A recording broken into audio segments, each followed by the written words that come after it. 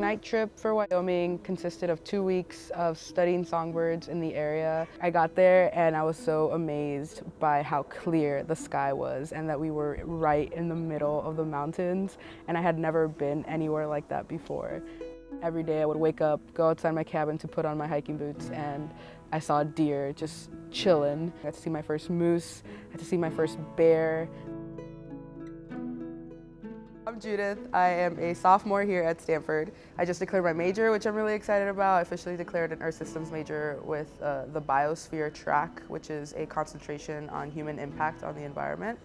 I identify as part of the first generation low-income community. I am involved in the Latino community on campus. What I was hearing about Earthwatch was that it was a totally free program that you just had to apply to, and I heard there was just a whole different way of learning science because you actually got to do the things that real scientists do.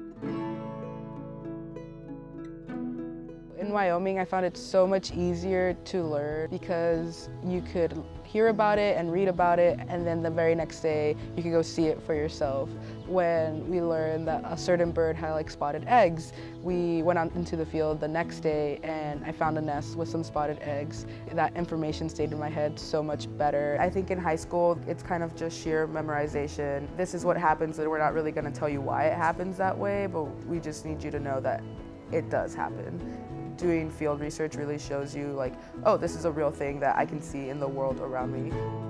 Writing college essays was really hard because the questions could have been interpreted in many different ways. The hardest question I had to write was for Stanford, and it said, what matters to you and why? I wrote about being in Wyoming and studying songbirds and how I didn't realize that I loved the environment as much as I did until I did Earthwatch. At the bottom of the letter from my admission officer, there was this cool handwritten note, and it said, Judith, we have this cool biological preserve on campus called Jasper Ridge. Your Earthwatch experience tells me that you would really enjoy it.